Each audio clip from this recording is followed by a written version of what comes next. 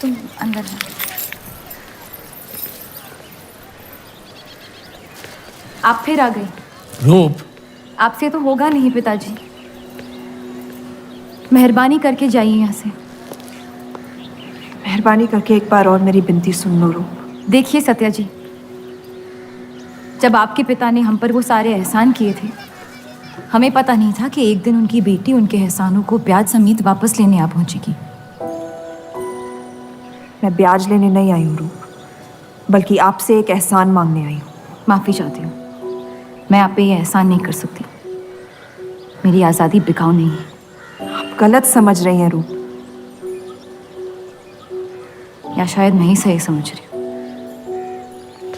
मैं आपकी जिंदगी से बस 1 साल मांग रही हूँ रूप, क्योंकि मेरी जिंदगी में सिर्फ 1 साल बचा है।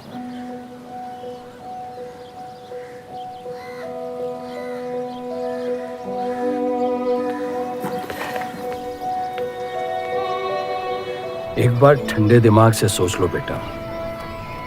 वो बस यही चाहती है कि 1 साल के लिए तुम उन लोगों के साथ रहो। इसमें क्या नुकसान हो सकता है? एक बार चली गई तो कभी नहीं लौट पाऊंगी पिताजी। सत्या अच्छी औरत है। उन्होंने हमसे वादा किया है कि तुम्हारी बहनों का शादी होने तक ख्याल रखेंगे। इसीलिए पढ़ा लिखा के बड़ा किया था कि एक दिन सही दाम पे बेच पाऊं मुझे। रूप, कौन बाप अपनी बेटी को हुस्नाबाद जाके किसी अनजान घर में बगैर किसी रिश्ते के रहने पे मजबूर करता है? अगर हम जिंदगी भर लोगों के घर जा जाकर शास्त्रीय संगीत सिखाएं ना, तब भी तुम्हारी और तुम्हारी दोनों बहनों की शादी नहीं करवा पाएंगे। पर एक बड़ी बहन होने के नाते तुम्हारा ये फर्ज है। हम जबरदस्ती नहीं कर रहे हैं बेटा। सत्या को हम बचपन से जानते हैं। वो हमसे बेहतर तुम्हारा ख्याल रखेंगे। बाकी फैसला तुम्हारे हाथ में।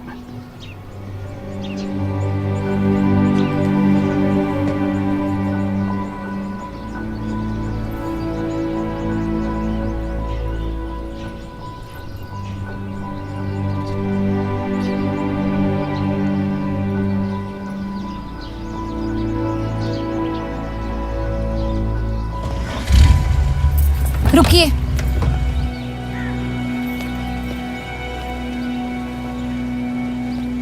चलूंगी मैं आपके साथ, लेकिन मेरी एक शर्त है। आपके पति को पहले मुझसे शादी करनी पड़ेगी। मैं उस घर में सिर्फ आपके पति की पत्नी बनकर आऊंगी, उपपत्नी। रूप, मैं बस इतना चाहती हूँ कि जब तक मैं जिंदा हूँ आप मेरे पति को जान लो, समझ लो, ताकि आपके गुजरने के बाद आपके पति मुझसे शादी कर ले। कैसी पत्नी है आप? और अगर एक पल के लिए मैं आपके इस पागलपन में शामिल भी हो जाऊं, तो इस बात की जमानत कौन देगा कि आपके गुजरने के बाद आपके पति मुझसे शादी कर लेंगे? किसी भी वजह से अगर उन्होंने मुझे घर से निकाल दिया तो फिर कहाँ जाऊंगी मैं? क्या होगा मेरा? ये सब जानने के बाद कौन अपनाएगा मुझे? सोचा है आपने? मैं वादा वादा? जब आप ही नहीं रहेंगी तो आपका वादा निभाएगा कौन? तू शादी किए बगैर मैं उस घर में नहीं जाऊंगी।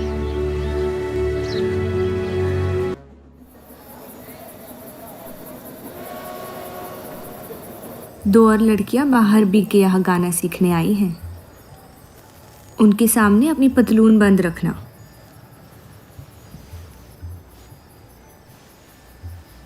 पता है, सारी हिंदू लड़कियां अमृतसर जाने की बात कर रही हैं। आप एक बार अब्दुल से बात कर ले, काफ़ी नाराज़ है। उस देव चौधरी ने लंदन से आते ही बंटवारे के खिलाफ आर्टिकल लिख दिया है। आज दूसरी शादी की उसने, दूसरी बीवी घर लाया है और लोग मुसलमानों को बदनाम करते हैं। देव चौधरी?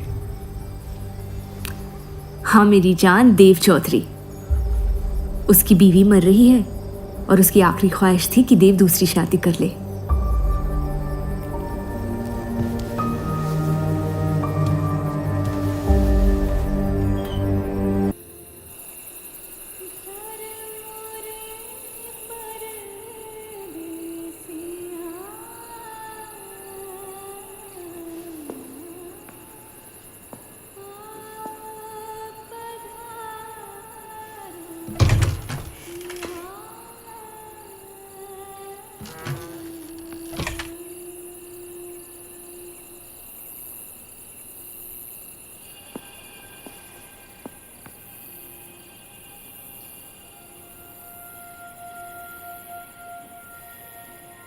मैं अपनी पत्नी से बहुत प्यार करता हूं।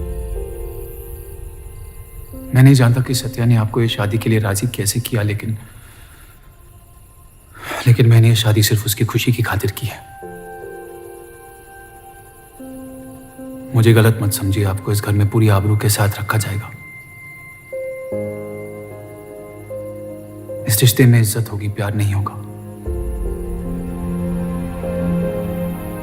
आप मुझसे जितनी कम उम्मीद रखेगी, तकलीफ उतनी कम होगी।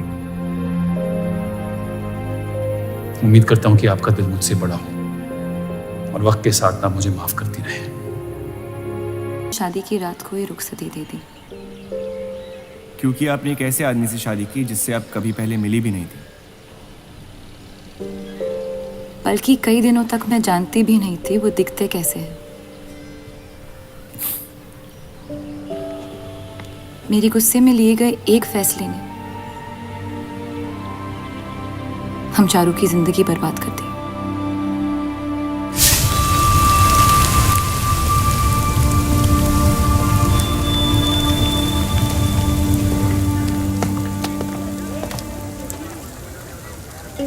ऐसे जफर मियाँ, अगर आपको अपनी तलवारों से इतना ही इश्क है तो लोहारों की लड़ाई में शामिल क्यों नहीं हो जाते? उसी लड़ाई के लिए तो तलवारें बना रहा हूँ। बस इन्हीं तेज जुमलों से ना हीरा मंडी की औरतों के दिल काट रखे हैं आपने। कल मीटिंग में क्यों नहीं आए? एक और दिल कटने का इंतजार कर रहा था, उसे तोड़ना नहीं चाहता था।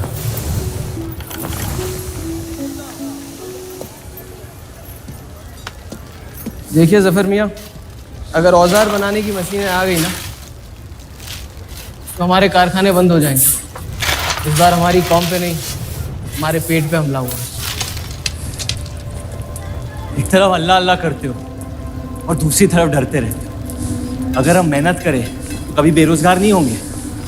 और रही आपके आवाम में हक पार्टी की मीटिंग और बंटवारे की बात, तो मैं हरामी। मुझे खुद के अब्बा ने उनका नाम तक नहीं दिया। जो आदमी अपने हक के लिए नहीं लड़ा, वो आवाम के हक के लिए क्या लड़ेगा? चलिए छोड़िए।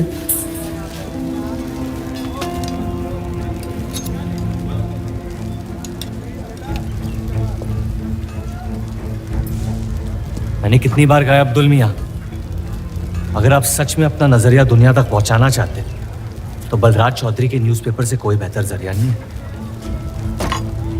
आपके कहने से हम गए थे दिल्ली टाइम्स के अखबार वालों से मिलने, लेकिन जब से उस बलराज चौधरी का बेटा विलायत से लौटा है, बंटवारे के खिलाफ एक मुल्क एक आवाम के आर्टिकल छापने में मशगूल है। इनकलाब खून बहा के लाया जाता है, बातें करके नहीं। सही कहा आपने जफर मियाँ, बिल्कुल सही फरमाया। चलिए आ जाइए हमारी तरफ।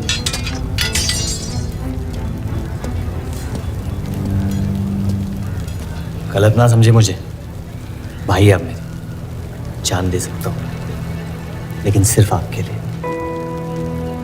बस मुझे इन चौधरियों के मसलों से दूर रखिए अब अब्दुल मियाँ।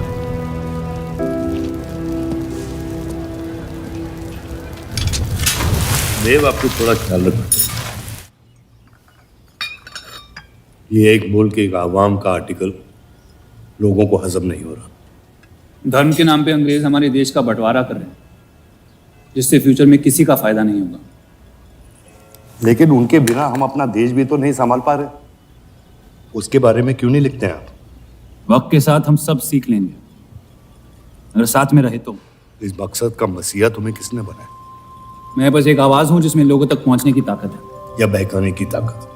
या उन्हें सही राह दिखा रहा हूं, जिस सही राह में यकीन आप भी करते हैं, बस सियासत से डरते हैं। ये मत भूलिए कि हम यहाँ माइनॉरिटी हैं और मुस्लिम लीग दिन ब दिन ताकतवर होती जा रही है।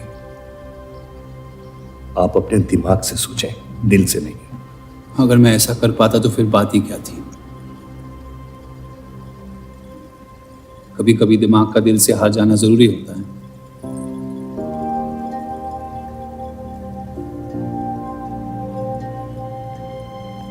क्या हुआ सरोज? रूप कहाँ है? वो नीचे नहीं आना चाहती।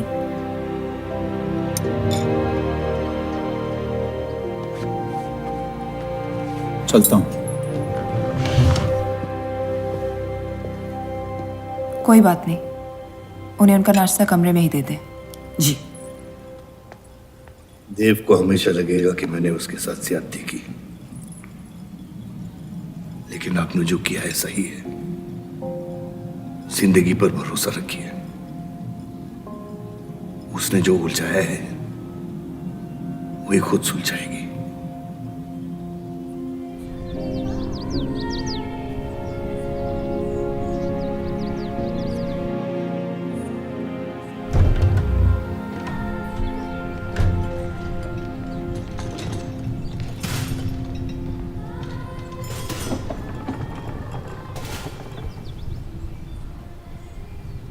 ये आवाज कहाँ से आ रही है?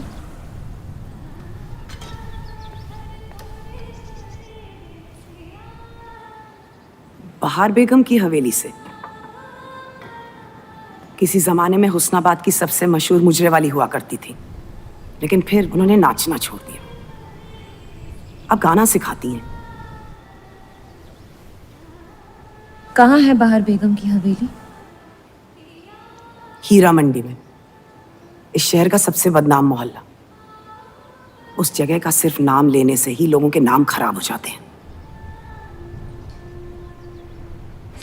अरे हम कह रहे हैं आपसे मुंशी साहब, हमारे जफर भाई से अच्छा लोहार पूरे हीरा मंडी में नहीं है। अभी पिछले साल ब्रिटिश आर्मी की तलवारें भी इन्होंने ही तो बनाई थी। ये वही हराम का पिल्ला है ना जफर? वो कहाँ से आए हैं उससे क्या फर्क पड़ता है? आप उनका काम देखिए ना।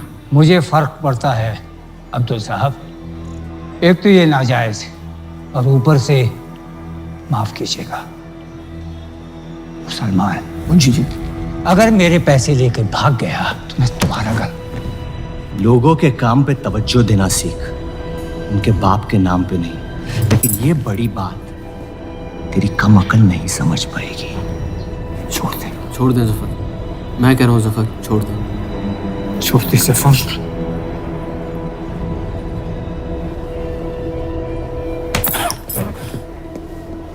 जफर, वो लिहाज तो है नहीं इन लोगों में। अरे एहसान मान हम लोगों का, जो तुझ जैसे हरामियों को अपने मोहल्लों में रहने देते हैं। एक तो ये हमारी वजह से हीरा मंडी में पड़ रहे हैं, और ये क्या कर रहे हैं?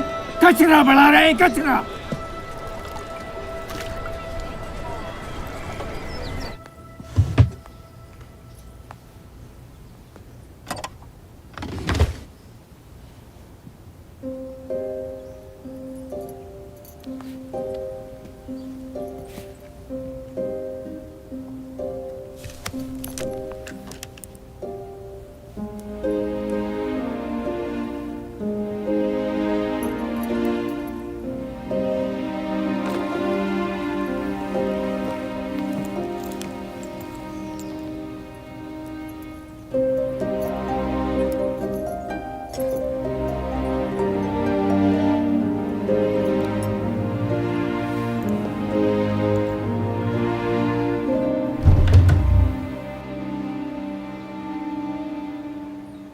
रूप,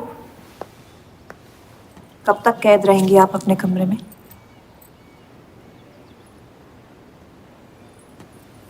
अब आप शादीशुदा हैं, आपकी भी कुछ जिम्मेदारियां हैं इस घर में।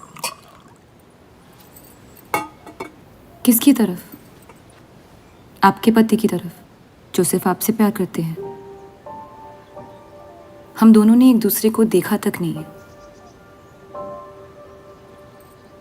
मेरी एक ही जिम्मेदारी थी, अपनी बहनों की तरफ। वो मैंने ये शादी करके निभा लिया।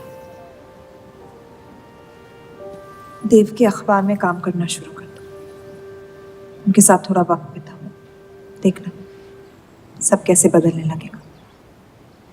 मैंने घर पर बात करनी है। सबका कितना ख्याल रखती हैं आप। मैं आपकी दुश्मन नहीं हूँ रूप, बस अपने बाद आपकी जिंदगी को बेहतर बनाने की कोशिश कर रही हूँ। पता है, मेरे माँ बाप को लगता था कि लड़कियों को पढ़ाना लिखाना फजूल है, वरना अगर मैं पढ़ी लिखी होती तो इतने बड़े अखबार में काम करने का मौका कभी नहीं गंवाती। मैं फिर रियाज शुरू करना चाहती हूँ। बिल्कुल, करना भी चाहिए। अगर आप चाहो तो मैं अभी एक अच्छे गुरुजी का इंतज़ाम करवा सकती हूँ। नहीं, मैं हीरा मंडी जाके बाहर बेगम से सीखना चाहती हूँ।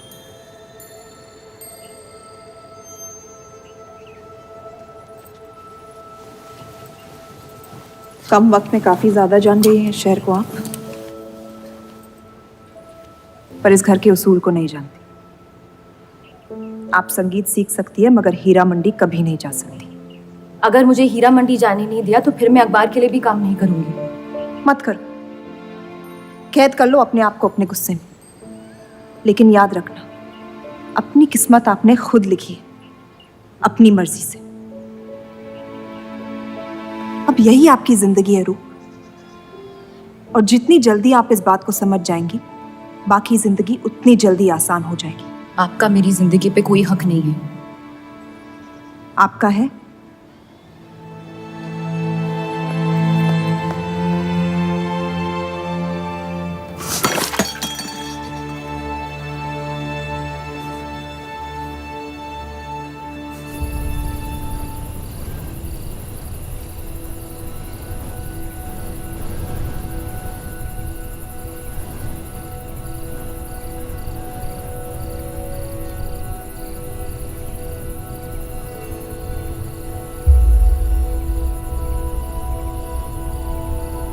हरगिज नहीं।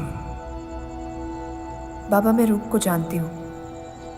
एक बार उसने अपना मन बना लिया फिर वो किसी की नहीं सुनती। वो इस घर की बहू है और उसे भी सबकी तरह इस घर के उसूलों की इज्जत करनी पड़ेगी।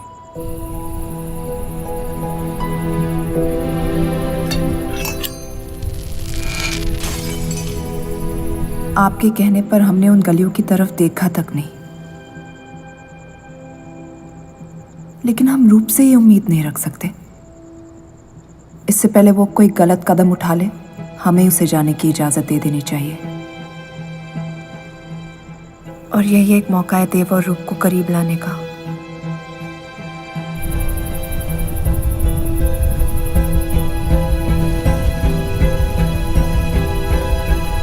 रूप, ये क्या कर रही हैं आप? रूप। हाँ, भाभी जी आपको बुला रही हैं।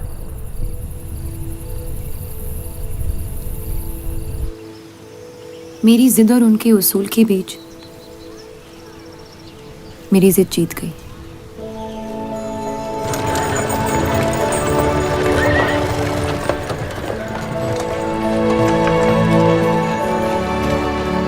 देव चौधरी की ये एक मुल्क एक समाज वाली बातें सुनने में तो बहुत अच्छी लगती, लेकिन गौर फरमाई, एक तरफ ये बंटवारे के खिलाफ है और दूसरी तरफ ये स्टील के कारखाने लाने की कोशिश कर रहे हैं। मतलब दोनों ही तरफ से हम भूखे मत। हमें और एडवर्टाइजमेंट की जरूरत है। अगर यही हाल रहा तो हफ्ते में सिर्फ 3 दिन पेपर छाप पाएंगे।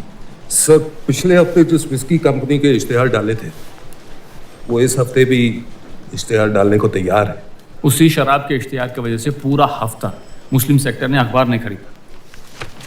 बहुत अच्छे पैसे दे रहे हैं विस्की वाले। अहमद की बात सही है, किसी और को ढूंढना पड़ेगा। कॉस्मेटिक्स और साड़ी।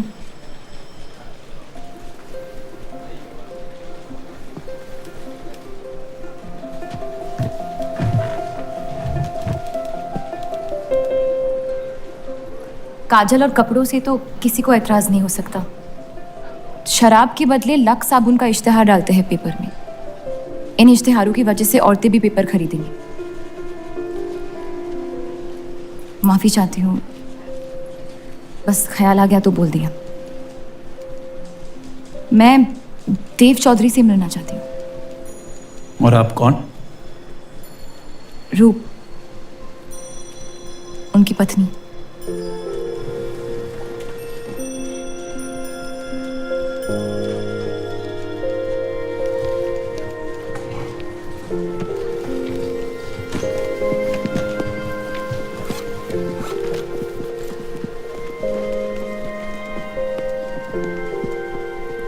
आनंद जी। हाँ जी। इन्हें इनका डेस्क दिखा दीजिए। जी।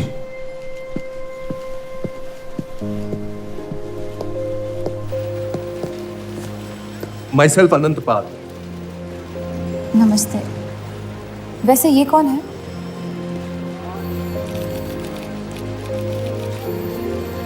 आइए।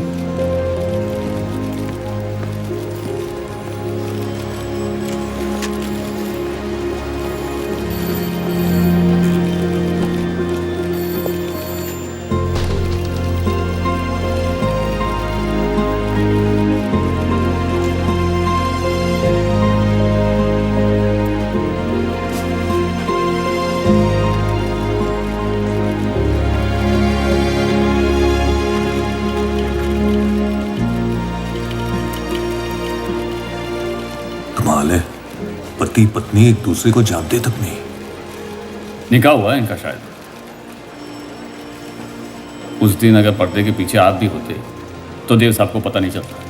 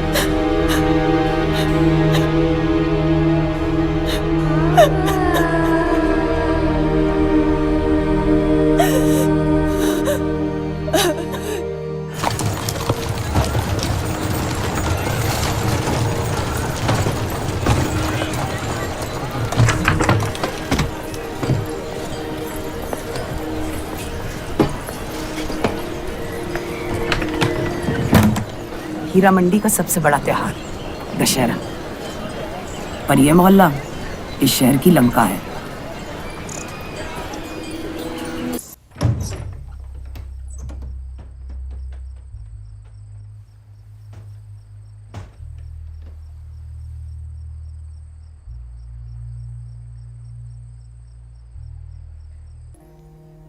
एक अरसे के बाद ऐसी आवाज सुनी है जिसमें दर्द भी है और सुकून भी।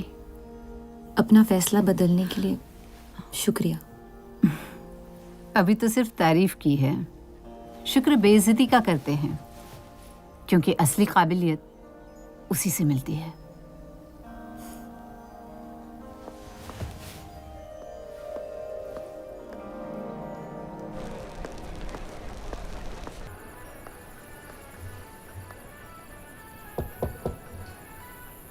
बोलिए।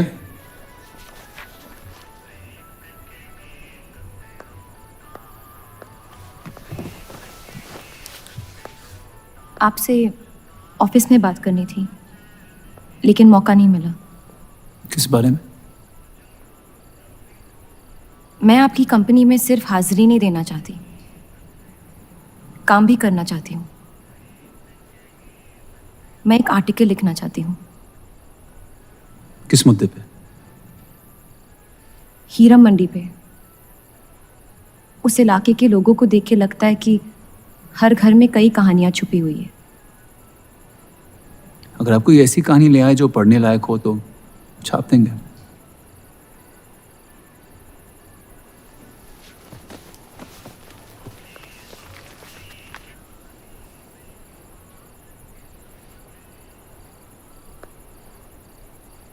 मैं जानती हूँ हम दोनों इस रिश्ते में गिरफ्तार हैं,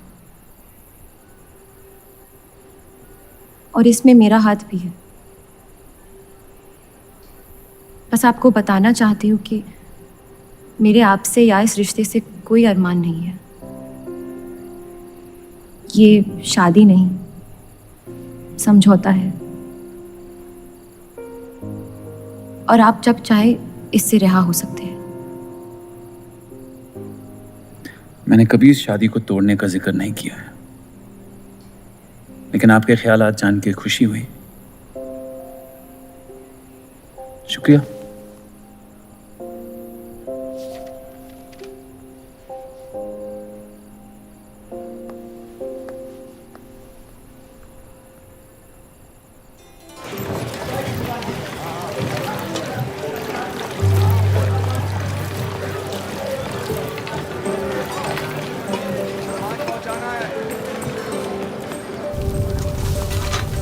सुनिए, ये अब्दुल खां कहाँ मिलेंगे? जफर भाई, एक मुलाकात ने लौटने में मजबूर कर दिया। आइए, आज मन भर देता हूं आपका, लेकिन आपसे मेरा मन नहीं भरेगा। वक्त जाया हो जाएगा मेरा। मैं शादीशुदा हूँ। तो मुझे कौन सा निगाह पड़ना था आपसे? मैं अब्दुल खां से मिलना चाहती हूँ। क्यों? आपको क्यों बताऊँ? तो फिर मैं आपको क्यों बताऊं कि अब्दुल कहाँ है? मैं हीरा मंडी और उसकी लोगों की कहानियों पर एक आर्टिकल लिखना चाहती हूँ, तो इसलिए आप तवाइफ के कोठे पे आई थी? ये कोई तरीका है बात करने का? तवाइफ को ताजमहल कह दूंगा तो उसकी किस्मत नहीं बदल जाएगी। सारी औरतों को एक ही नजर से देखते हो? नजर तो एक ही रहेगी, लेकिन आप चाहे तो नजरिया बदल सकती है मेरा। मेरे ऐसे कोई शौक नहीं है। होंगे भी कैसे? अपनी शादी के हालात में गिरफ्तार जो है आप। लेकिन अगर आप चाहे तो आपके अधूरे अरमा पूरे कर सकता हूं मैं। बहुत ज्यादा बदतमीज है आप। शुक्रिया। अब्दुल जी जी, मैं डेली टाइम्स से हूँ। हीरा मंडी के लोग और माहौल के बारे में मैं एक आर्टिकल। Daily times.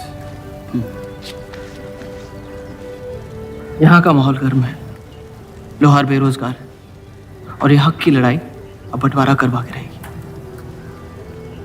लिखना चाहेगा आपका अखबार इस मुद्दे पे? नहीं ना, खुदा हाफिज।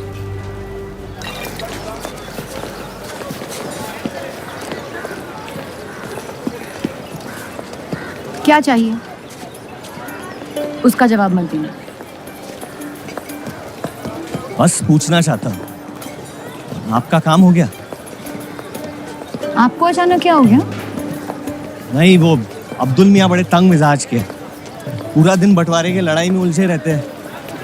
हमें क्या लेना, जब तक हमारा इलाका हमारा है सब ठीक है। चलो, शुक्र है कम से कम अपने इलाके की तो इज्जत करते हैं आप। मुझ पे यकीन करना मुश्किल हो सकता है, जानता हूं।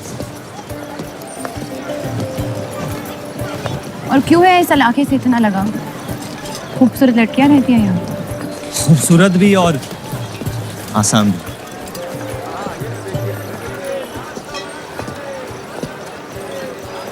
तकदीर ने मुझे यहाँ फेंका। जिंदगी कुचलने ही वाली थी, लेकिन इस सड़क ने मुझे बचा लिया, चलना सिखा दिया।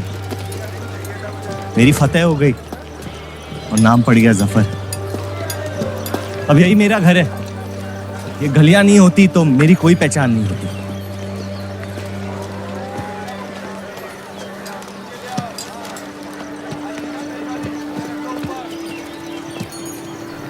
मुझसे बेहतर हीरा मंडी को कोई नहीं जानता। तो रुक। बहुत अच्छा है आपका, माशाल्लाह।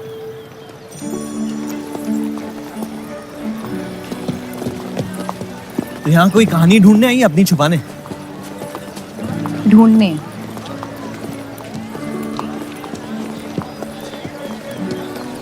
अपनी शादी में खुश हैं आप?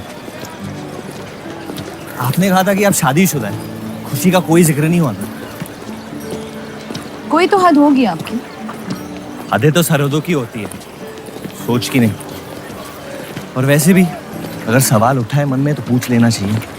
कहानियां सोच सोच के वैसे ही आधी दुनिया पागल हो। तो सियासी मसलों से दूर इस इलाके में ऐसे कुछ कमाल की चीजें हैं, अगर आप देखना चाहे तो। देखना चाहती हूँ। हिम्मत है मेरी दुनिया में कदम रखने की? मेरे पास खोने को कुछ है ही नहीं। और वैसे भी आपसे तो बेहतर ही होगी आपकी दुनिया। ठीक है, तो अगले जुम्मे को मिलते हैं, कलाम बात। फिक्र ना करें, मैं इजाजत या कीमत के बगैर औरतों को हाथ नहीं लगाता।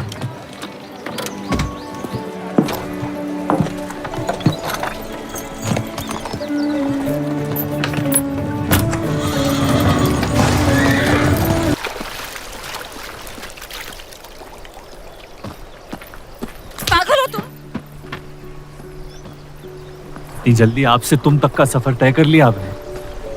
क्यों बुलाया मुझे यहाँ? आप कहानी ढूंढ रही थी, मैंने आपको एक किस्सा दिखा दिया। डर गई? क्यों? तुम मर सकते थे। मौत हक है, और मुझ जैसे नाजायजों के पास ना कोई खास मकसद होता है, ना ही आपकी तरह कुछ खोने को होता है। इसलिए मौत से डर नहीं लगता। जिस दिन मोहब्बत हो जाएगी, मकसद भी मिल जाएगा और मौत से डर भी लगने लगेगा। अफसोस, आपकी ख्वाहिश शायद कभी पूरी नहीं हो पाएगी। मजा आता है मुझे इस खेल में। मैंने तुम जैसा नमूना कहीं नहीं देखा। है ही नहीं मुझ जैसा मैं कहीं।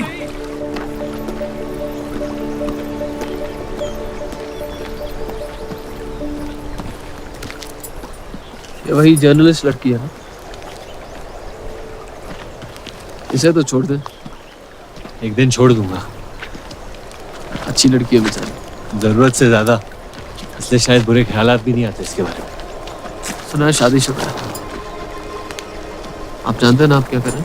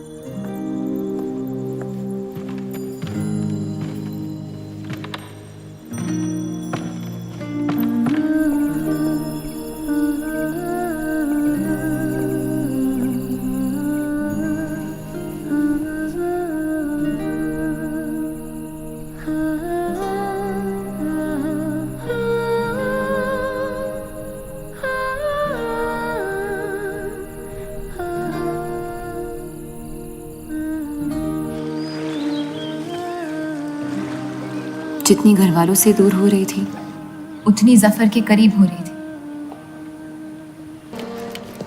ये छापने लायक नहीं है।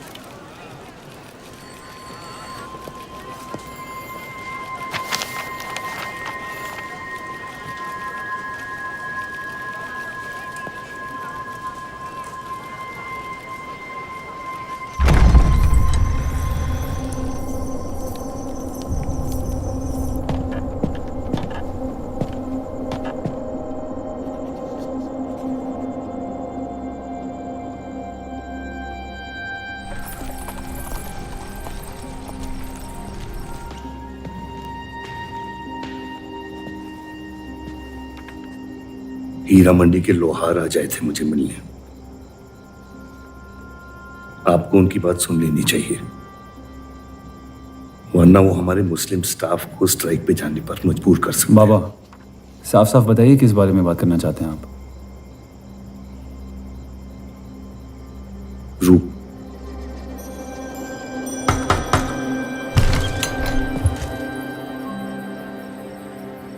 तो वाइफे आजकल घर तक आती है मुजरा करने। माफी चाहते हैं, हम गलत पते पे आइए। रूप को बख्श दे जफर। कब तक असलियत से मुंह फेरते रहोगे? जब तक असलियत जिंदा रहे। आप ही से सीखा है। आपको अचानक रूप की इतनी फिक्र क्यों हो रही है? इस सब में रूप की कोई गलती नहीं है। इस सब में मेरी भी कोई गलती नहीं थी। अगर सीखना है तो मर्द बनकर अपनी मुश्किलों से लड़ना सीखो। अपनी जिंदगी के लिए किसी को जिम्मेदार मत ठहराओ। वही तो मुश्किल है बाबा। आप जैसे मर्द से कुछ नहीं सीखना चाहता मैं। आप अब्दुल को इस्तेमाल करके अवाम को उनकी प्रेस के खिलाफ भड़का रहे हैं, मोर्चे करवा रहे हैं, और हम आपसे कुछ नहीं कह रहे हैं। लेकिन रूप, दूसरों की गुनाह की सजा दूसरों की नहीं, उसे आपकी गुनाहों की सजा दी जा रही है अम्मी। आपने एक शादीशुदा मर्द के साथ इश्क किया, बच्चा पैदा करके सड़क पे फेंक दिया। ऐसा न कहीं। 17 साल के थे हम, मोहब्बत हो गई थी उनसे, और आज तक उससे हम रिहा नहीं हो पाए। गलती हो गई जिसे आज तक मैं सुधार नहीं पाया। होशो हवास में की गई गलती गलती नहीं होती, बेईमानी होती है। और आज तक आपने अपने इस गुनाह को कबूल करने तक की हिम्मत नहीं की। हमारी मोहब्बत ने हमें खुद कर्ज बना दिया था। हमने बच्चा इसलिए रखा ताकि बलराज के और करीब हो पाए, लेकिन वो हमसे और दूर चले गए। हमने सोचा बच्चे की शर्म से भाग रहे हैं, आपको छोड़ देंगे तो वापस लौट आएंगे। फिर हम समझ गए कि वो आपसे नहीं हमसे भाग रहे थे। हम आपको लेने वापस आए थे, लेकिन आप नहीं। फेंकी हुई चीजें अक्सर सड़ जाती है अम्मी। हमारा रिश्ता भी अब हमेशा के लिए सड़ चुका है। अब आपकी मैयत के अलावा मेरे पास और कोई वजह नहीं है आपके पास लौटने की। देव,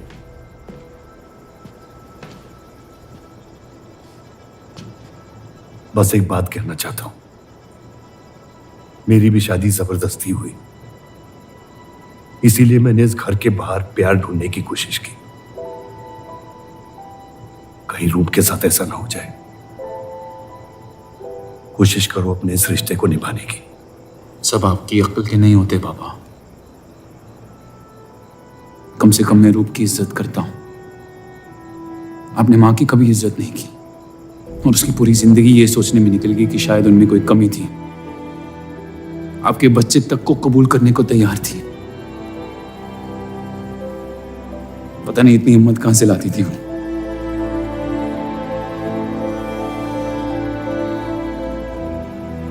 अगर आप मान जाते तो हमारा घर बिखरने से बच सकता था, लेकिन आपका घमंड आपकी गलतियों से भी बड़ा था।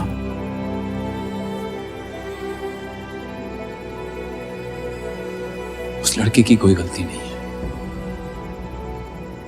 लेकिन अगर अब उसे मिल भी लूंगा तो आपसे और नफरत हो जाएगी। हमारा घर आपने बर्बाद किया है, लेकिन वजह वो है। तो मुझे अपनी रिश्ते कैसे निभानी चाहिए इस बात की सलाह आप ना ही दे तो बेहतर है।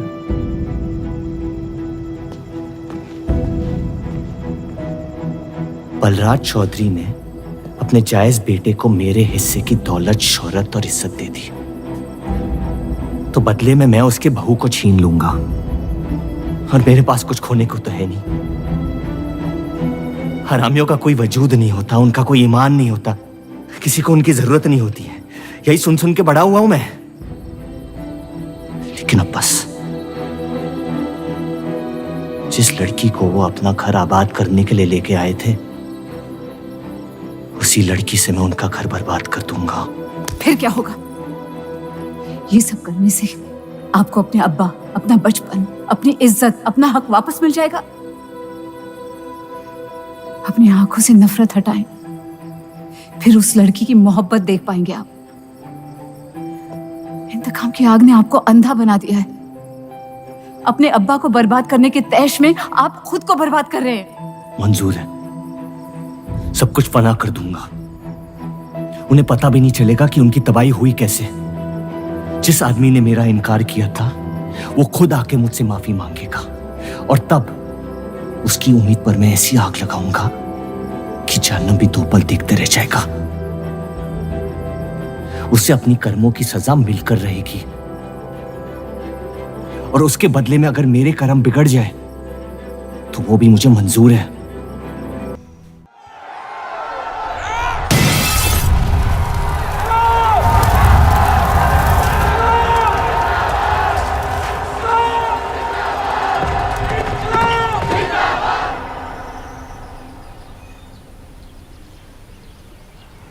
जफर को हीरा मंडी में पहचानते सब थे, लेकिन वो है कौन ये कोई नहीं जानता था।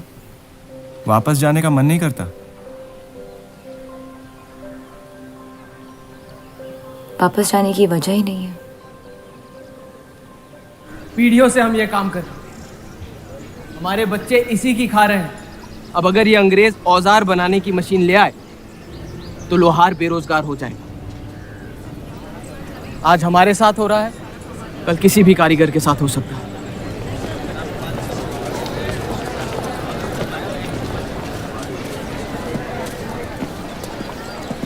आपके कहने पे हमने चौधरी की फैक्ट्री से भी कारीगर बुलाए थे। को लगता है बात चौधरी तक पहुंचेगी और वो हमारा सपोर्ट करेंगे। उसके पेपर के आवाम हक पार्टी से दुश्मनी पुरानी। बलराज चौधरी जैसे लोग कभी कभी अपने मजहब को अपना मकसद समझ लेते। सही कहा आपने। अगर वो अपने मजहब के लिए लड़ सकते हैं तो हम क्यों नहीं? ये लड़ाई इंसाफ की नहीं, हक की। और अब आपकी आवाम अपने खोए हुए हक को छीनने के लिए तैयार है।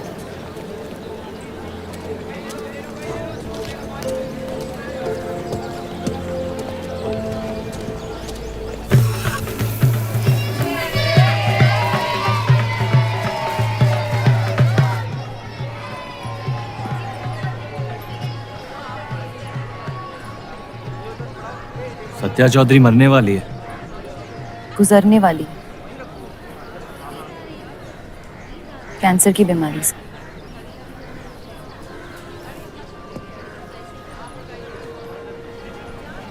और उसके मरने के बाद क्या होगा? तुम उसकी तख्त पर बैठोगी, तुम्हारा शौहर तुम्हें पहली बीवी की इज्जत देने लगेगा, तुम्हारी शादी खुशहाल हो जाएगी।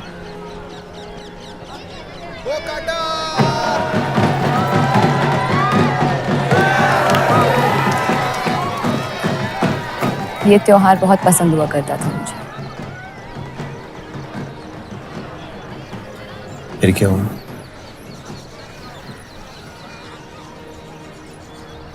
पतंग की उड़ान उम्मीद भर देती थी मुझमें। अब सिर्फ कटी पतंगों पे ध्यान जाता है मेरा। यहाँ के लोग अपने पतंगों से बेहिसाब इश्क करते हैं, लेकिन इन्हें अपनी उड़ाने से ज्यादा दूसरों के गिराने में मजा आता है। तुम हर चीज में बुराई ढूंढते हो। हाँ, अगर तुमने मेरी जिंदगी जी होती ना, शायद तुम समझ पाती कि मेरी नजरों में इतना अंधेरा क्यों।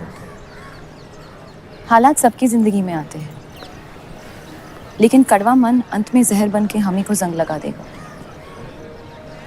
जब किसी और की बर्बादी अपनी जीत जैसी लगे तो हमसे ज्यादा बर्बाद और कोई नहीं है इस दुनिया में।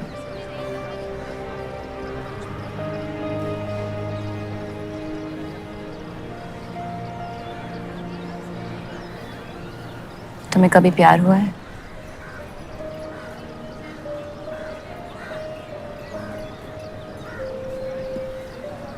मैं इश्क लड़ाता बहुत तो इन पतंगों की तरह, लेकिन इश्क से कटता नहीं।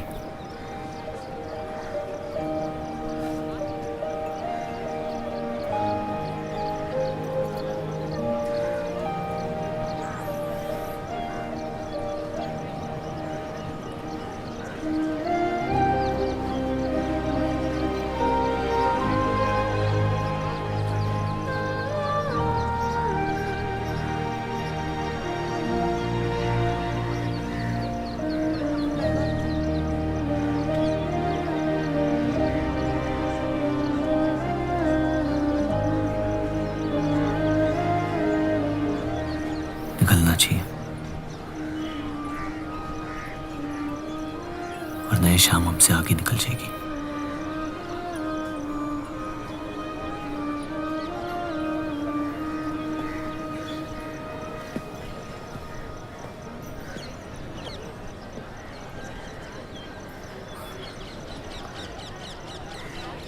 आप सही थे, मेरे अंदर कुछ बदल गया है। सफर की वजह से मुझे लगता है मुझे आप शादीशुदा हैं। वो शादी नहीं सौदा है। सोचना गलती है, लेकिन उस पर अमल करना गुनाह है। आपके अलावा और किसी को नहीं पता। मुझे लगा आप समझेंगी। कोठा चलाते हैं इसका मतलब ये नहीं कि धोखा देने के लिए हमसे इजाजत ली जाए। मैं आपकी बेइज्जती नहीं करना चाहती थी।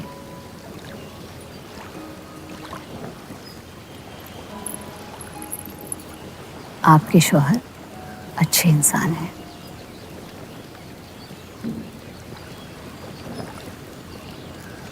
सिर्फ अच्छाई काफी होती है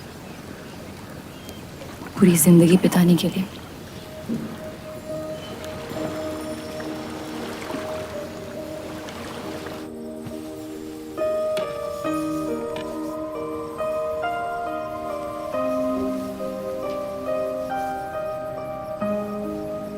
क्या हुआ?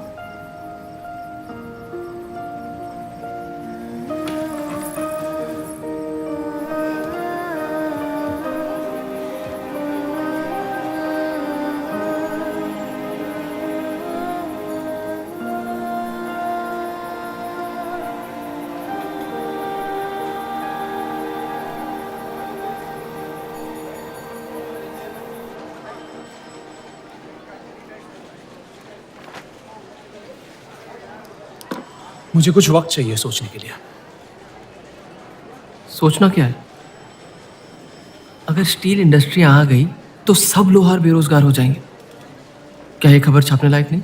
लेकिन इंडस्ट्रीज आने से देश का बहुत फायदा हो सकता है और आप सब उन फैक्ट्रियों में काम कर सकते हैं। हम गुलामी नहीं करते। सवाल देश की तरक्की का है, किसी की गुलामी का नहीं। पहले अंग्रेजों की गुलामी की, अब हिंदुओं की। यही करता रह जाएगा मुसलमान यहाँ। बात को पलटने की कोशिश मत करिए। अगर हम हर जाति बहस में धर्म को घसीट लेंगे तो ये देश हमेशा चलता रहेगा। मुस्लिम लीग इलेक्शन जीत चुका है। अब आप मुल्क की नहीं, बस अपनी फिक्र कीजिए। सबकी फिक्र करने की आदत है मुझे, और यही फर्क है आप में और मुझ में। मैं लोगों के हालात का इस्तेमाल करके उन्हें बहकाता नहीं। सही कहा आपने। बात मजहब की ही है। एक बार हमने अपना मुल्क बना लिया ना, तो फिर हमारी चीखें तो जाया जाएंगी नहीं। लेकिन तब आपकी चीखें कौन सुनेगा देव साहब?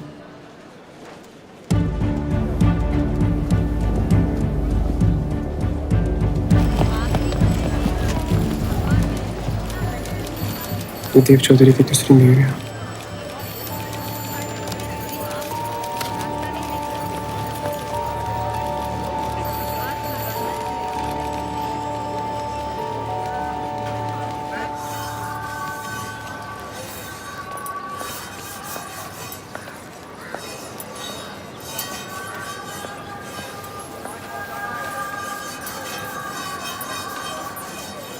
मुंशी जी तुम्हें कॉन्ट्रैक्ट देना चाहते हैं।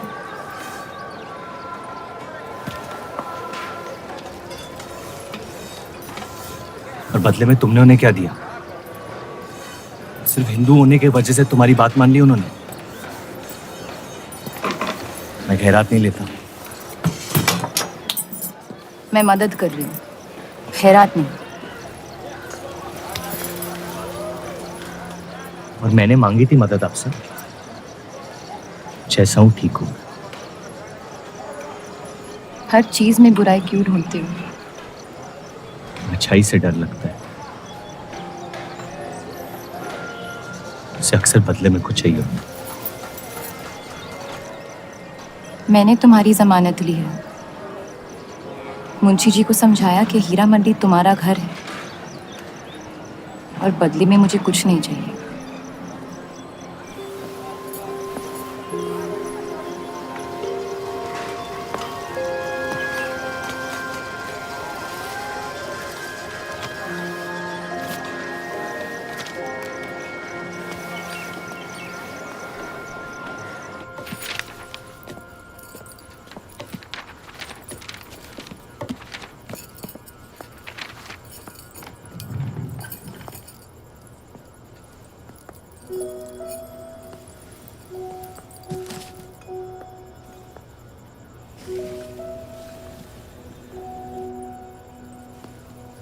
पढ़ना पसंद है? बहुत। आपको? बहुत। वो कैबिनेट मिशन का आर्टिकल बन गया? नहीं, कुछ बात नहीं बन रही है। शायद वो हमारा आखिरी आर्टिकल हो जिससे आप एक मुल्क एक अवाम की सोच को आगे बढ़ा सके।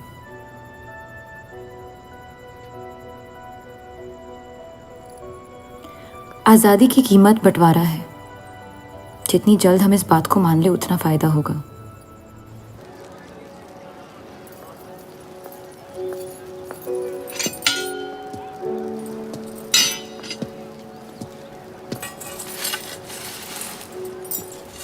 मुझे देख के रास्ता क्यों बदल देते हो? तुम्हें शहर दिखाने में इतना मशगूल हो गया था कि अपनी जिंदगी के रास्ते भूल गया। मैं हुस्नाबाद छोड़ के जा रही हूँ।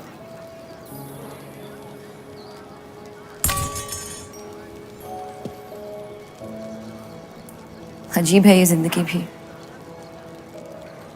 पहले मुझे यहाँ आना नहीं था और अब यहाँ से जाना नहीं है। मुझे यकीन है कि तुम्हारे शौहर जहाँ तुम्हें लेके जाएंगे तुम वहाँ खुशी ढूंढ लोगी। मैं उनसे प्यार नहीं करती, ना ही वो मुझसे करते हैं।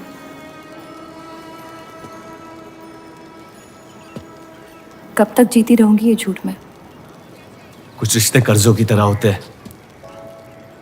उन्हें निभाना नहीं, चुकाना पड़ता है। तुम जो भी करने की कोशिश कर रहे हो उससे किसी का फायदा नहीं हो रहा। कभी कभी नुकसान रोक लेना फायदे से बेहतर होता है। जज्बात को रिवाजों की गुलामी नहीं करनी चाहिए। इस दुनिया के सारे गुनाहों में से सबसे बड़ा गुनाह कौन सा है पता है? अपने मन को मारना।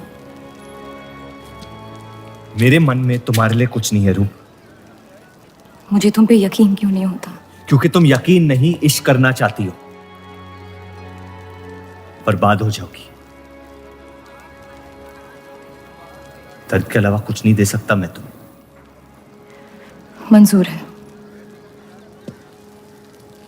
तुम जानती नहीं मुझे, मेरी जिंदगी को, या उस वजह को जिस वजह से मैं तुम्हारे करीब होना चाहता था। और वो वजह मोहब्बत नहीं है।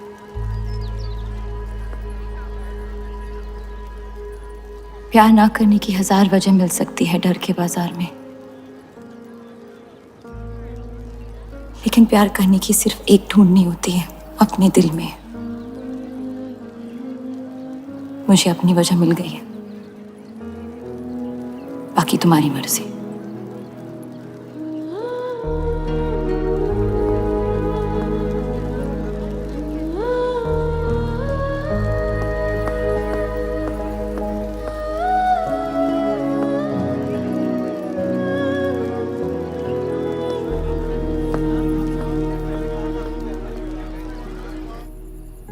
आप लोगों को जल्दी हुस्नाबाद छोड़ने की तैयारी करनी चाहिए। मैं आपके बगैर कहीं नहीं जाऊंगा।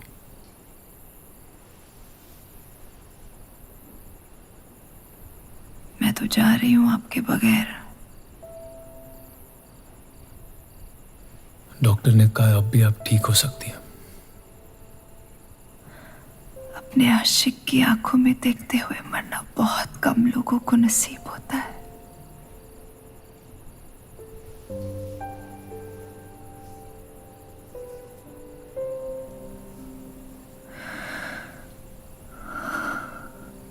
सुकून के आंसू है, बह जाने दीजिए। मेरा सुकून तो लेके जा रही हैं आप। अब क्या करूंगा जिंदगी का मैं?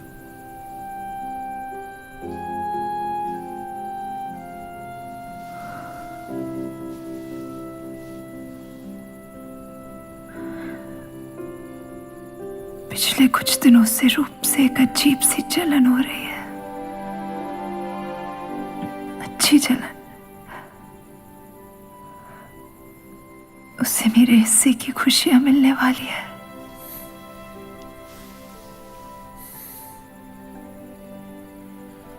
आपकी जगह कोई नहीं ले सकता। मैं उसे अपनी जगह देना चाहती हूँ।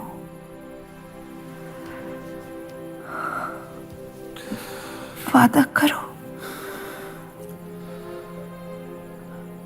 हमारे सारे ख्वाब आप उसके साथ पूरे करोगे,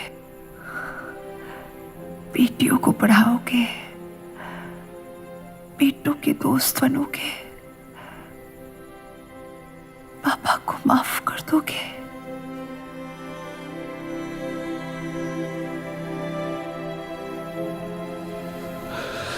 मुझे मत छोड़ो सत्या, रुक जाओ।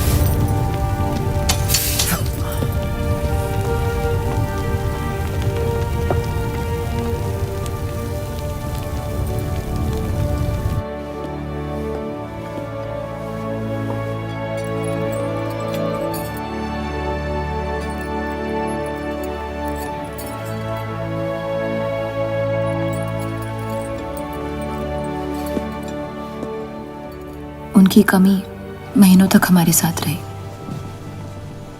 तो उनके गुजरते ही आप लोगों ने हुस्न-ए-बा छोड़ दिया?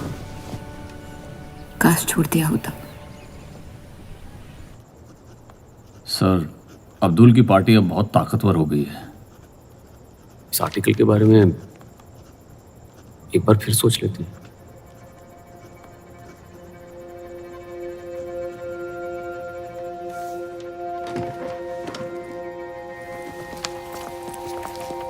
ईद मुबारक। आपको भी। क्या वो जानते हैं वो क्या करने जा रहे हैं? वैसे ही हवा में हक के लोग हमारे खून के प्यासे हैं। इस आर्टिकल के बाद यहाँ के लोहार हमें जिंदा जला देंगे।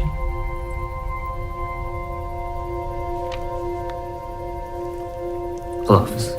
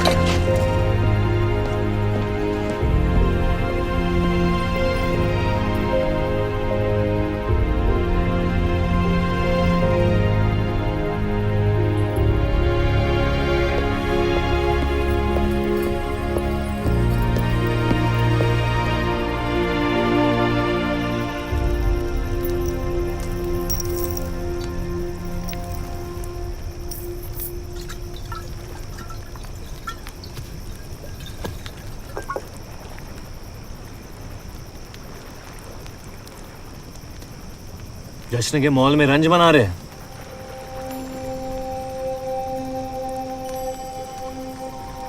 किसने कहा मैं रंज बना रहा हूं? जश्न में लोग मिलकर शराब पीते हैं। तनाज शराब रंज में पी जाती है।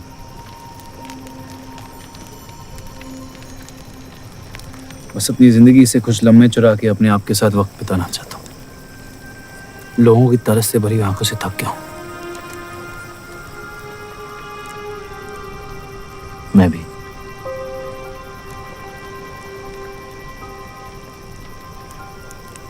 तो आपके रंज का राज क्या है?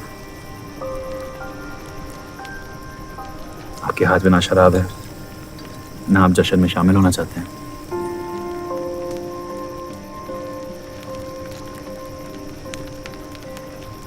अनजानों को राज बताना बहुत आसान होता है। मन भी हल्का हो जाता है और इज्जत भी बनी रहती है। मुझे इश्क हो गया है।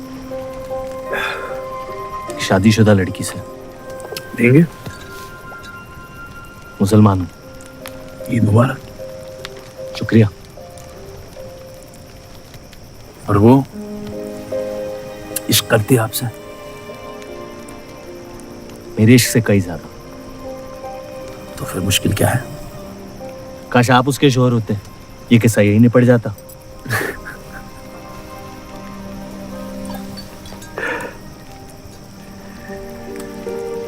एक बार बात तो करके देखें। दुनिया भी बड़ी अजीब है, कोई किसी से बात नहीं करता, बस सीधे जंग पे निकल जाते हैं। कभी कभी जंग कर लेना दिल की बात बताने से आसान होता है। कौन सा पति है कि ऐसी औरत के साथ रहना चाहेगा जो किसी और से प्यार करती है?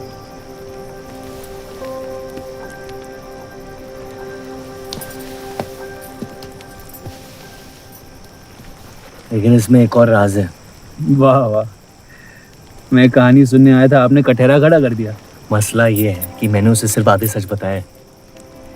तो पूरे बता दो। इतना आसान नहीं है। अक्सर इतना ही आसान होता है।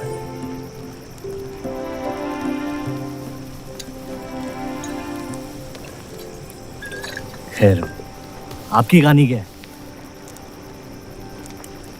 बस अपनी टूटी हुई किस्मत के टुकड़े समेट के आगे निकल जाना चाहता हूँ,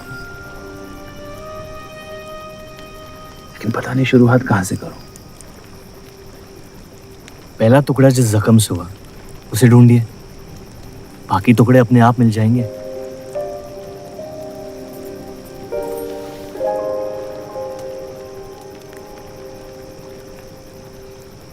तो कितनी औरतों के साथ सोए आप? ये कैसा बेहुदा सवाल है? मतलब एक 18 साल की उम्र में शादी हो गई। आप कितनी लड़कियों के साथ सोए हैं? उतनी गिनती नहीं आती है मुझे।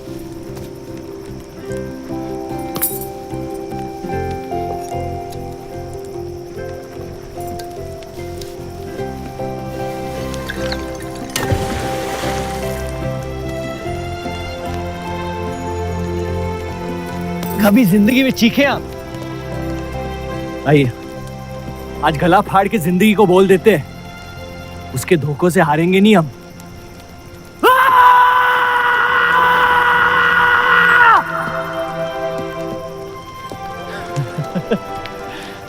आइए, कसम से कह रहा हूं रिहा हो जाएंगे आप। कोशिश कीजिए।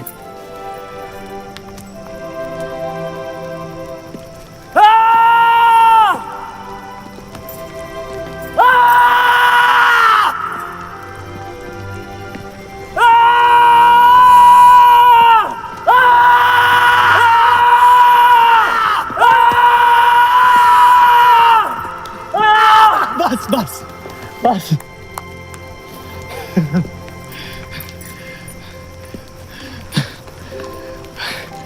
कसम से एक ही लड़की के साथ जिंदगी भर। अगर मेरे बर्ताव से आपको कोई तकलीफ पहुंची हो तो माफी चाहता हूं।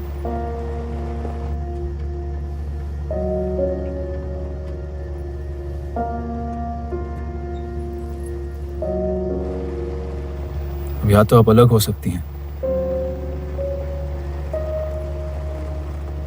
या इस शादी को एक और मौका दे सकती हैं।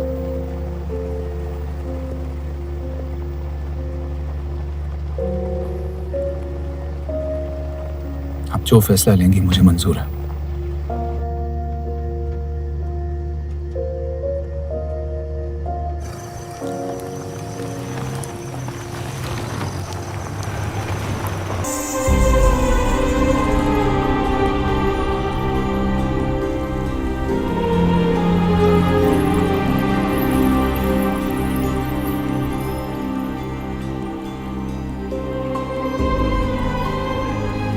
आपके कोठे के दरवाजे हमेशा खुले रहते हैं?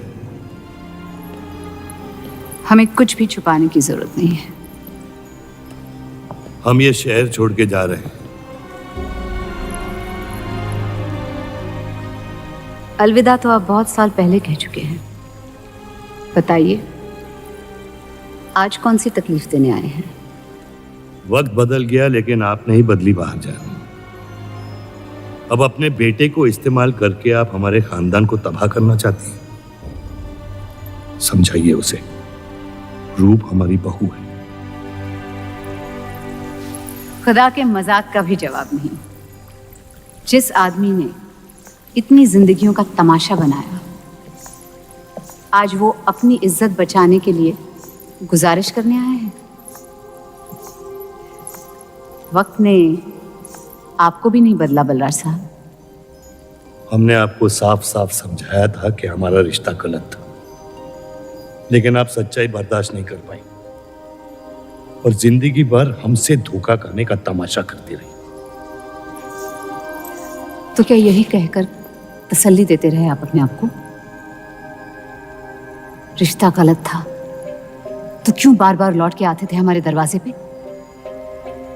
मोहब्बत आपको भी हुई थी बलराज साहब, लेकिन समाज के डर से एक दिन अचानक कूड़े की तरफ फेंक दिया हमें।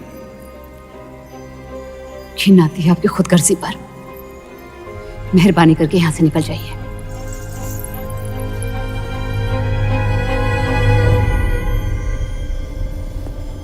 वाह, क्या रहमत बरसाई है खुदा ने मुझ पे आज। बरसों बाद अम्मी को मिलने आया था, साथ में अब्बा भी मिल गए। एक तरफ बहार बेगम जिसने मुझे फेंक दिया और दूसरी तरफ बलराज चौधरी जो कल तक मुझे कबूल नहीं कर रहा था और आज मुझसे भीख मांगने आया है। क्या चाहते हो तुम? कि हम तुमसे अपने खानदान की इज्जत की भीख मांगे? छोड़ दो उन्हें। लेकिन वो काम तो आपका है, अपनों को छोड़ देना। आपको क्या पता है खानदान क्या होता है? वैसे भी माशाअल्लाह सिर्फ अल्लाह जानते कि मेरे कितने भाई बहन घूम रहे हैं। मेरा सिर्फ एक खानदान है जिसे मुझे तुम दोनों से बचाना है। तो फिर कह दो अपनी बहू से कि मुझसे इश्क करना छोड़ दे।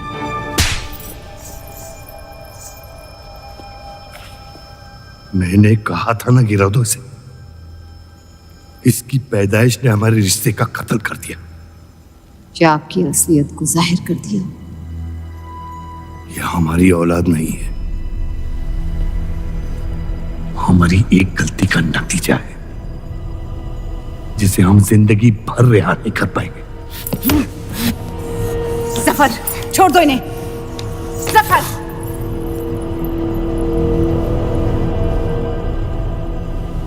हमारे साथ जो भी करना है कर लो, लेकिन हमारे गुनाहों की सजा हमारे बेटे को मत दो।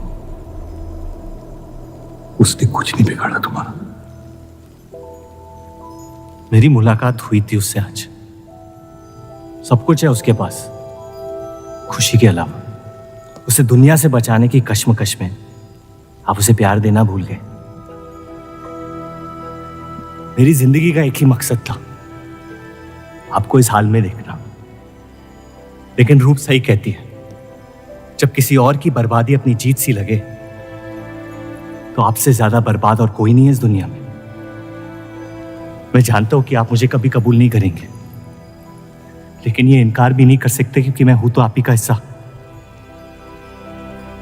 बस मुझे अपने बेटे के हिस्से से रूप दे दे।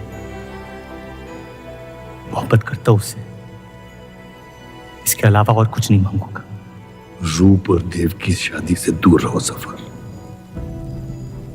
वरना अंजाम बुरा होगा। रूप की मोहब्बत मेरा हक है जिसके मालिक आप नहीं हैं, और ये हक मैं लेके रहूंगा। जफर,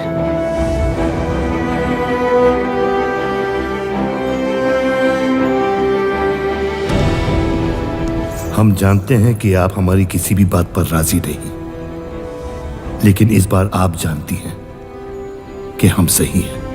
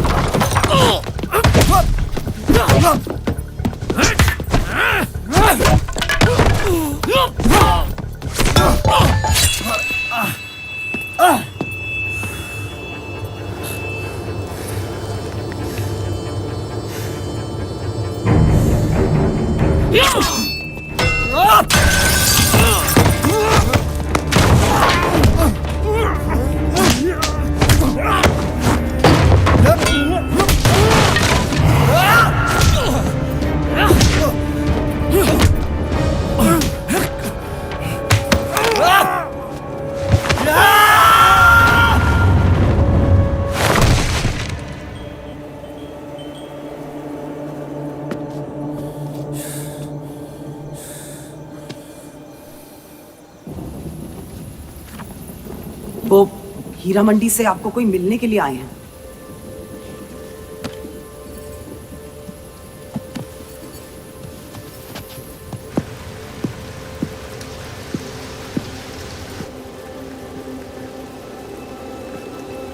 क्या हुआ मियाँ?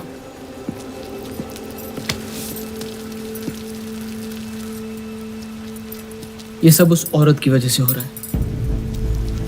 मुझे तो यकीन भी नहीं हो रहा कि चौधरी इस हद तक गिर सकता है आपको तकलीफ देने के लिए। इसमें रूप का कोई आदमी है।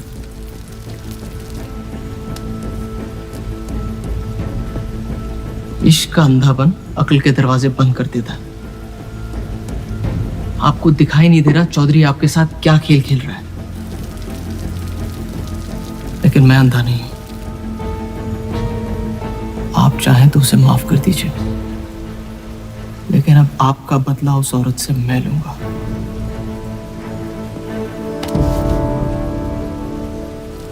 अगर उसे हाथ लगाया तो हमारे रिश्ते के साथ आपकी गर्दन भी काट दूंगा मैं।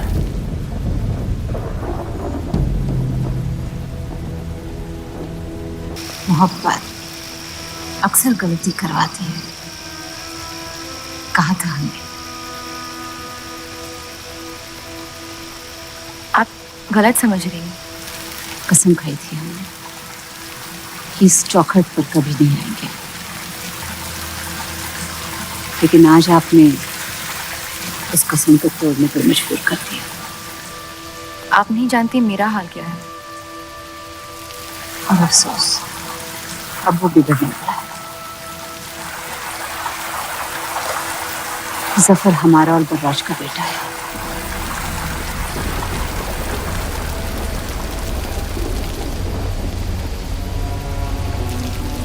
उसने आपका इस्तेमाल किया है इस घर को बर्बाद करने के लिए। वो मोहब्बत करता है मुझसे, देखा है मैंने उसकी आंखों में।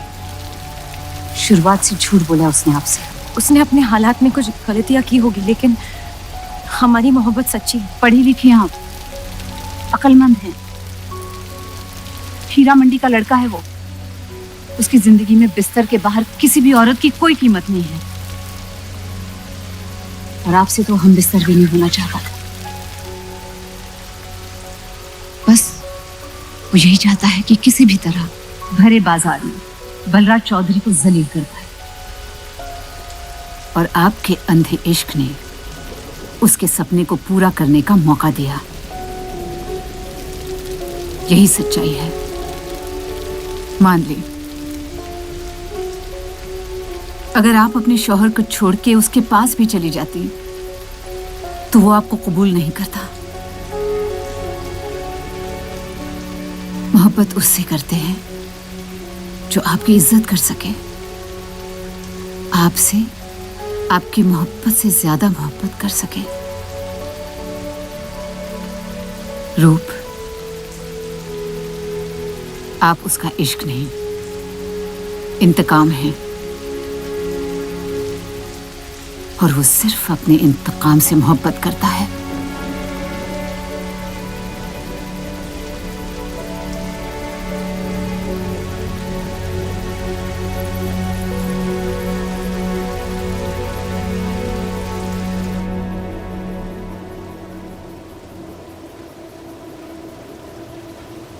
खानदानी लड़ाई जीतने के लिए आपने इतने साल हमें सियासी जंगों में फंसा दिया। सही कहते हैं सब, हरामियों का कोई ईमान नहीं होता।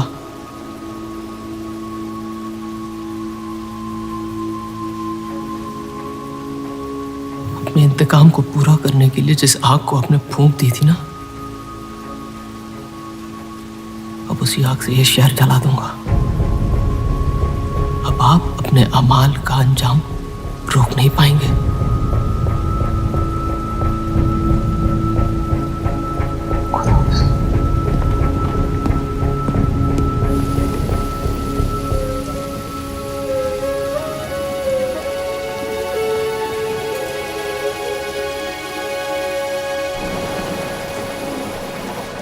जरूरी था।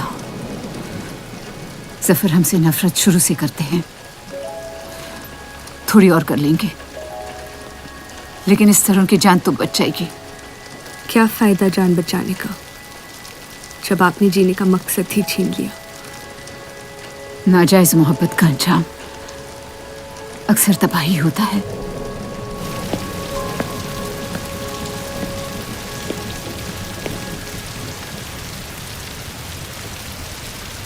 जफर नाम है उसका, तुम्हारा भाई, जिसे तुम ईद के दिन पे मिले थे। मुझ में हिम्मत नहीं थी अपनी गलतियों को कबूल करने की।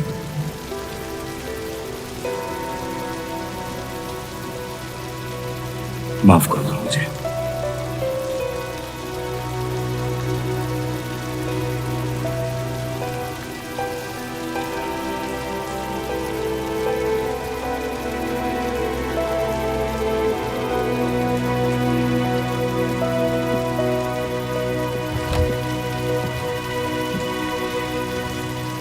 मंडी में किसी से प्यार हो गया था।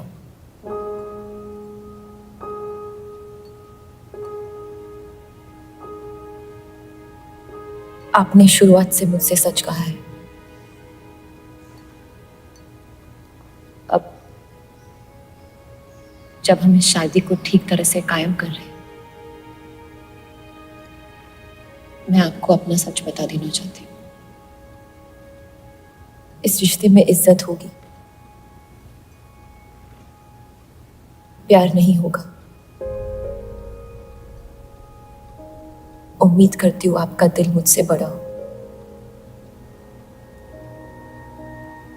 और वक्त के साथ आप मुझे माफ करते रहे।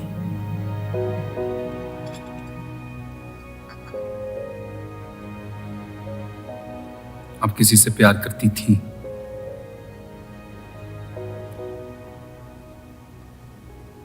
फिर क्या बदल गया? मैं उनकी इज्जत नहीं करती। और प्यार खत्म हो गया?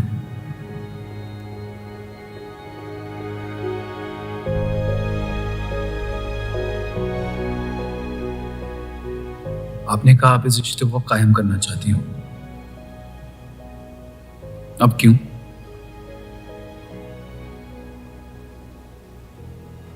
सिर्फ 700 लेना काफी नहीं होता, और कई पहलू निभाने होते हैं शादी कायम करने में।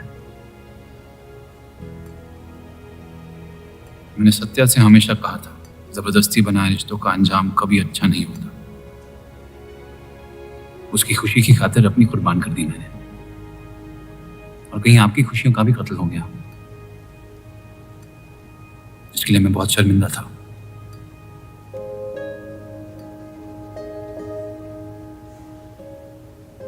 वक्त के साथ वो शर्मिंदगी शायद चाहत में बदलने लगी।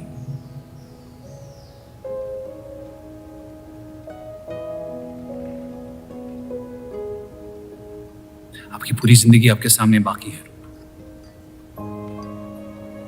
गुस्से में किए फैसले अक्सर गलतियों में तब्दील होते हैं। एक बार अपने आप से सच बोल के देखिए। इस रिश्ते को और मुझे उतनी इज्जत तो दे ही सकती हो आप।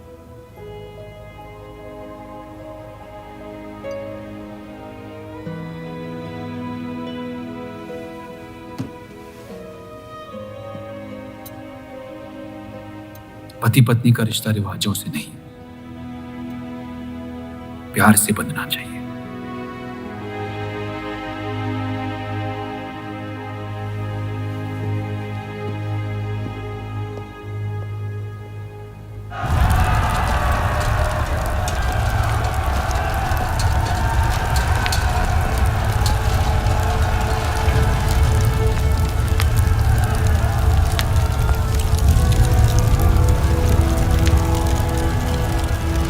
देव चौधरी ने हमारे खिलाफ फैसला ले लिया है। मैंने भी एक फैसला लिया, इन चौधरियों को खत्म करने का। सोच लीजिए, अब जो हमारे साथ नहीं वो हमारा दुश्मन है।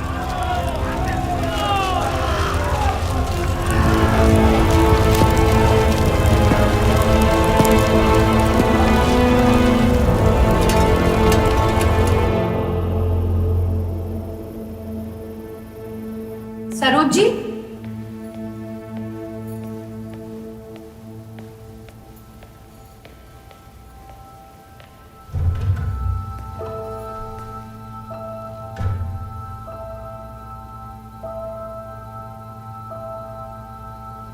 सरोज जी,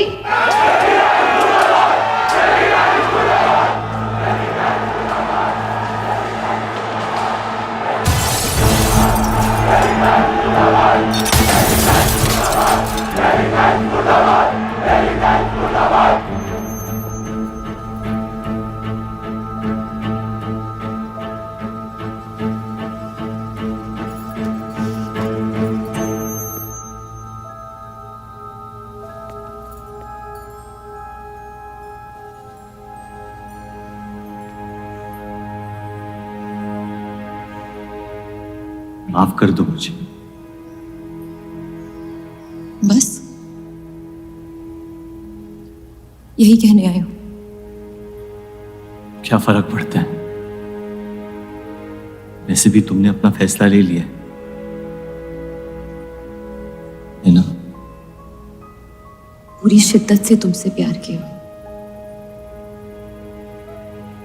और बदले में तुम ईमानदारी तक नहीं कर पाए। इतना मुश्किल था मुझसे सच बोलना।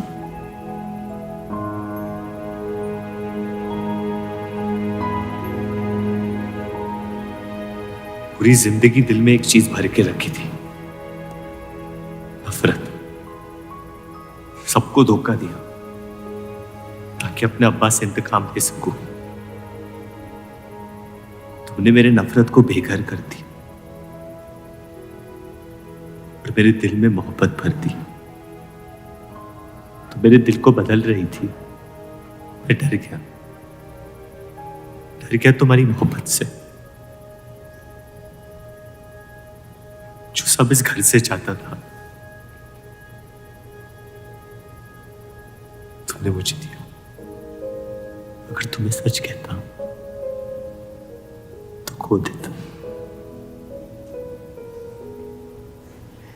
झूठ बोल के पा लिया क्या मुझे? हम एक दूसरे के नसीब में नहीं है रूह, यही खुदा की मर्जी। तुम्हें कभी मुझसे प्यार हुआ ही नहीं? अगर मुझे इसका जवाब देना पड़ा तो तुम्हारी मोहब्बत में सवाल उठ जाएंगे।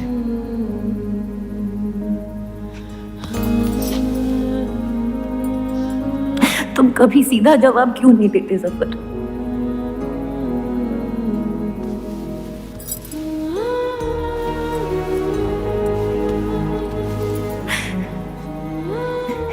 एक बार कह दो, एक बार कह दो मोहब्बत करते हो मुझसे।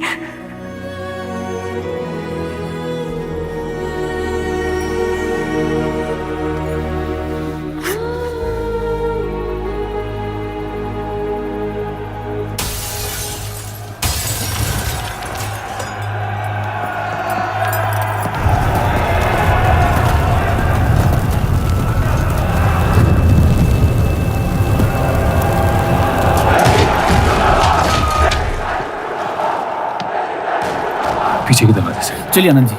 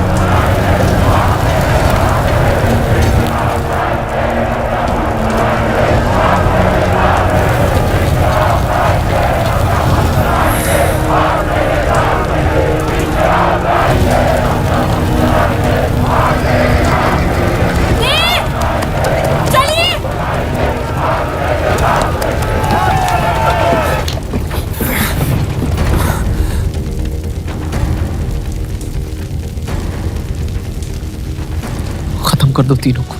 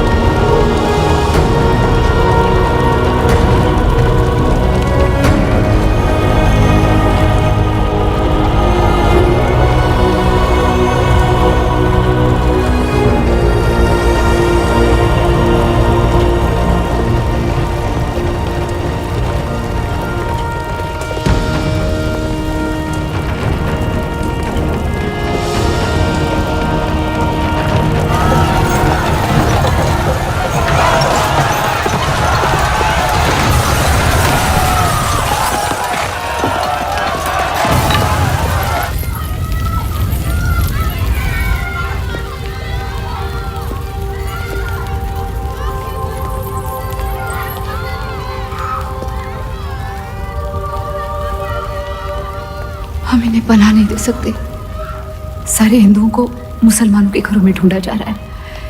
ये यहाँ सलामत नहीं है। आप इन्हें स्टेशन ले जाइए।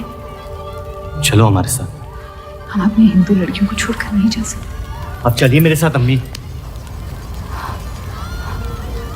जहाँ हमारी पैदाइश हुई थी, शायद वही हमारी मौत आएगी। जाइए, अब जाइए।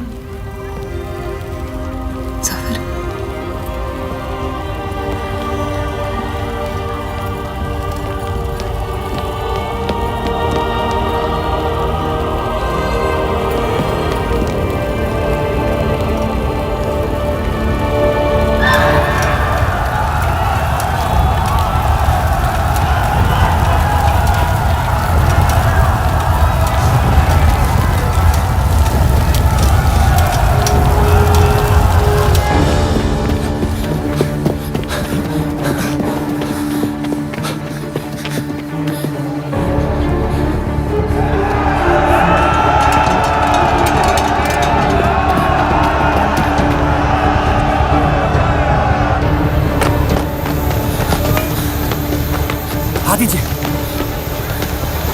चलिए इस तरफ।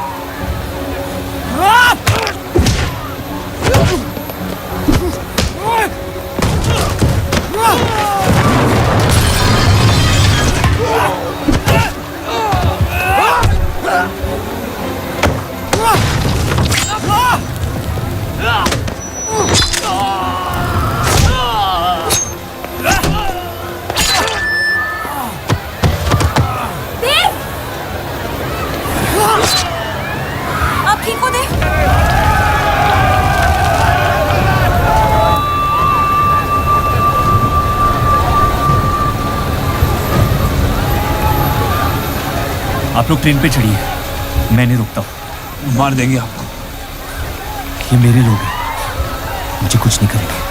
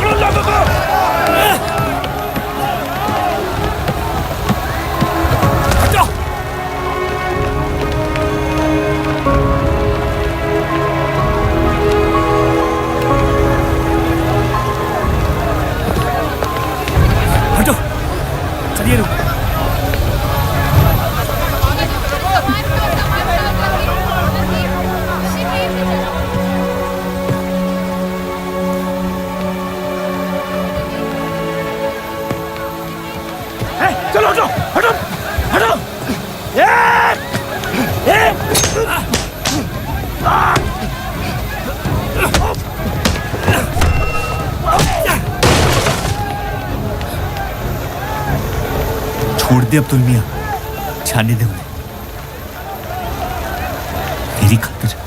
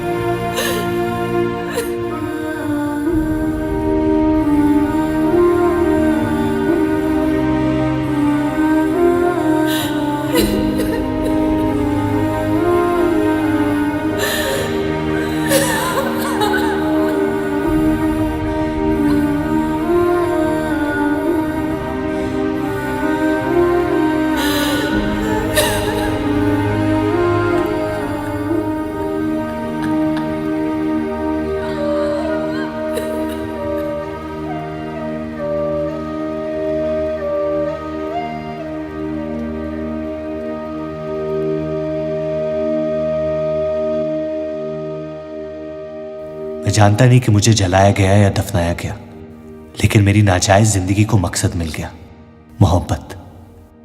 और वो मोहब्बत हमेशा जिंदा रहेगी।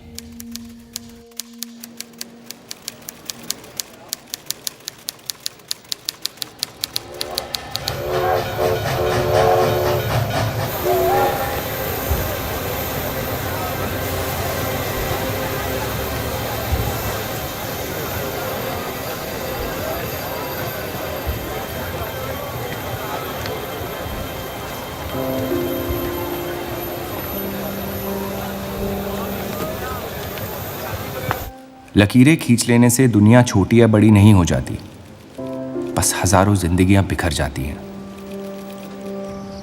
अक्सर उन बिखरी हुई जिंदगियों में दिल टूटने का गम दो लोगों को जोड़ देता है।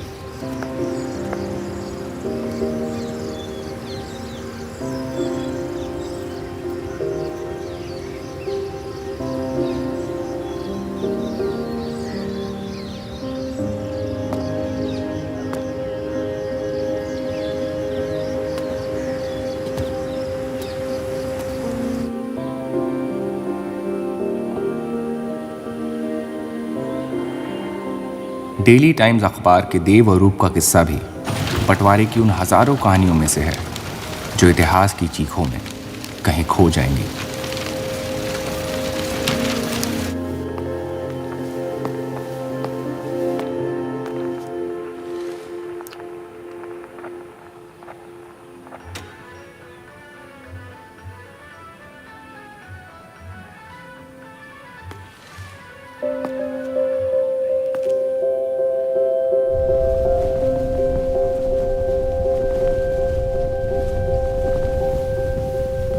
मोहब्बत और नफरत दोनों के रंग लाल हैं,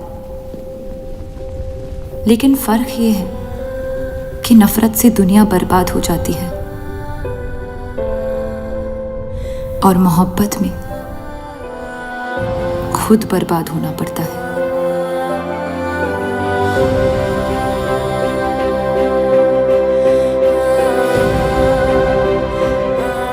फिर भी कलंक अक्सर मोहब्बत पे लगते हैं।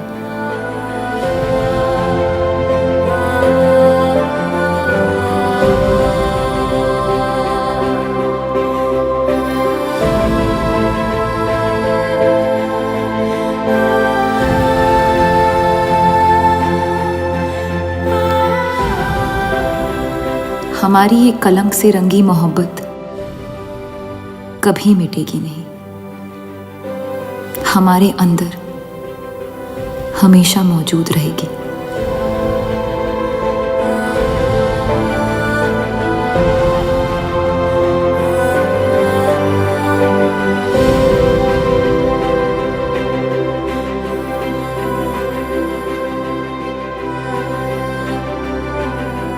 अब फैसला आपके नजरिए का है।